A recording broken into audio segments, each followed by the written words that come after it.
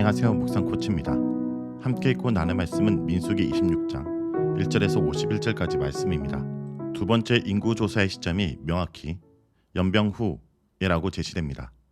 즉 바알보르 사건 직후 하나님께서는 새로운 시작을 의미하는 두 번째 인구 조사를 시행하라고 명령하십니다. 첫 번째 인구 조사와 비교해서 몇몇 지파의 인구 수에는 변동이 있었으나 총 인구는 거의 비슷했습니다. 1절에서 4절 읽겠습니다. 연병 후에 여호와께서 모세와 제사장 아론의 아들 엘르아살에게 말씀하 이르시되 이스라엘 자손의 온 회중의 총수를 그들의 조상의 가문을 따라 조사하되 이스라엘 중에 20세 이상으로 능히 전쟁에 나갈 만한 모든 자를 계수하라 하시니 모세와 제사장 엘르아살이 여리고 맞은편 요단가 모압 평지에서 그들에게 전하여 이르되 여호와께서 애굽 땅에서 나온 모세와 이스라엘 자손에게 명령하신 대로 너희는 20세 된 자를 계수하라 하니라. 민수기 1장에서 출애굽기 제2년 1월 1일에 첫 번째 인구조사가 시행되었습니다. 그리고 40년 되는 해에 두 번째 인구조사가 실시됩니다. 2차 인구조사는 세대 교체를 의미합니다.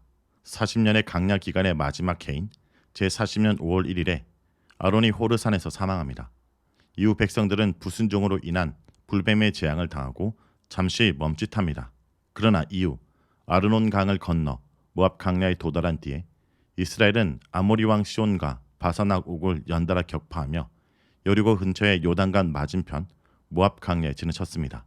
여기서 이스라엘 백성들의 위력에 크게 위협을 느낀 모압 왕 발락과 메소포타미아의 점술가이자 예언가인 발람이 등장하는 긴 에피소드가 펼쳐집니다. 발람의 마수적 능력을 이용해 이스라엘을 저주하려는 발락의 시도가 좌절되고 오히려 발람을 통해 이스라엘 향한 축복과 모압의 멸망이 선포되었습니다. 그러나 결국 모압에 의해 이스라엘은 영적인 타격을 크게 입습니다.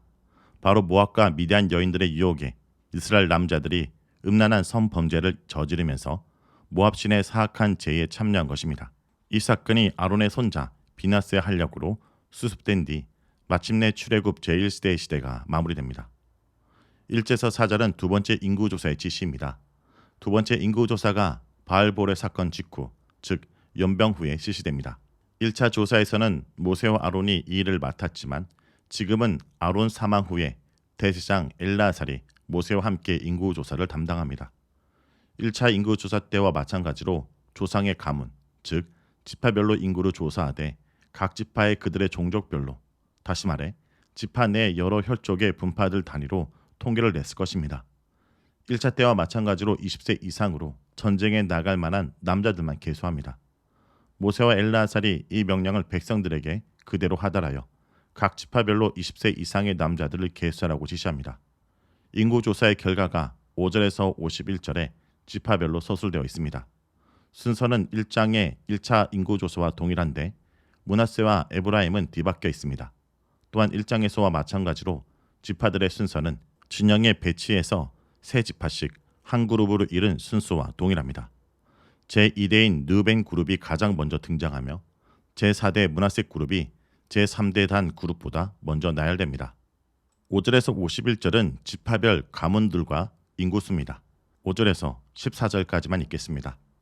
이스라엘 장자는 르우벤이라 르우벤 자손은 한옥에게서 난 한옥 종족과 발루에게서 난 발루 종족과 헤스론에게서 난 헤스론 종족과 갈미에게서 난 갈미 종족이니 이는 르우벤 종족들이라.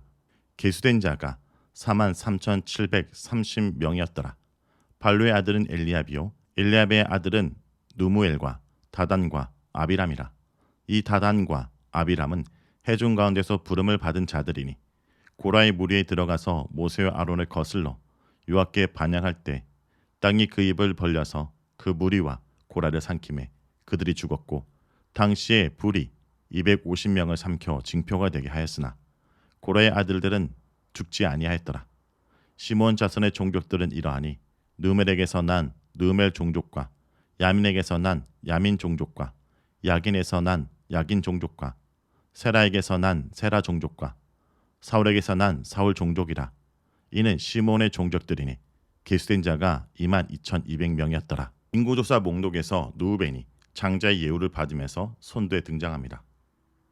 그들의 총 인구는 43,730명이었습니다. 여기서 엘리압의 아들들의 이름이 눈에 띕니다. 느무엘, 다단, 아비람. 이 중에 다단과 아비람은 앞서 고라 반란 사건에서 땅에 갈라져 매몰되어 죽은 자들입니다. 9절에서 10절은 그 사건을 다시 해고하면서 반역의 무리가 땅에 삼킨 바 되어 몰살당했고 분향에 참여한 250명은 전원 불타 죽었다는 것을 다시 언급하고 있습니다. 그러나 가장 중요하고 인상적인 진술은 고라의 아들들은 죽지 않았다라는 것입니다. 민수기 16장 32절은 땅이 입을 열어 고라에게 속한 모든 사람과 그들을 삼켰다고 기록하지만 현재 본문은 고라의 아들들이 하나님의 은혜로 생존했다고 진술합니다. 이는 모세의 경고에 고라 자손족 일부가 그 자리를 피했던 것으로 보입니다. 살아남은 고라 자손들은 훗날 큰 축복을 받습니다. 그들은 성전의 음악을 맡았고 많은 아름다운 시편의 시들을 남겼습니다. 또한 사무엘이 고라의 후손이었다는 사실은 매우 놀랍게 느껴집니다. 한편 시몬의 총수는 59,300명, 갓의 총수는 45,000명으로 확인됩니다. 이어서 유다, 이사갈, 스브론, 므낫세, 에브라임, 베냐민 지파의 인구수가 나옵니다. 이어서 단, 아셀, 납달리 족속의 인구수가 나옵니다. 1차와 2차 인구조사 사이에 인구수의 변동은 거의 없습니다. 이는 강야의 거듭된 배반에도 불구하고 하나님의 약속에는 변함이 없다는 것을 증거하고 있습니다. 므낫세 지파의 인구가 가장 많이 늘었고 시므온 지파는 거의 반으로 줄었습니다. 이것은 바알볼 사건에서 음행을 저지르다가 죽은 시므이가 시므온 지파에 속했기 때문일 수도 있습니다.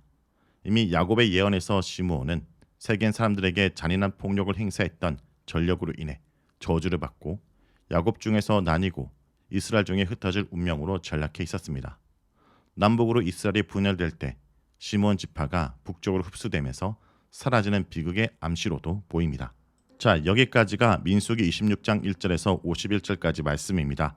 오늘 말씀을 통해 우리는 무엇을 묵상하고 적용해야 할까요? 하나님은 강야 같은 인생 가운데서도 우리를 지켜주십니다. 이스라엘 백성들이 40년 동안 지속적으로 반역했음에도 불구하고 신실하신 하나님은 그의 백성들을 약속의 땅 앞으로 인도하셨습니다.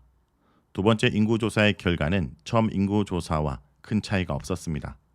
사실 강야의 옛세대들은 자기 자손들이 강야에서 다 죽을 것이라고 두려워했지만 하나님은 그 자손들을 기어코 약속의 땅으로 인도하셨습니다.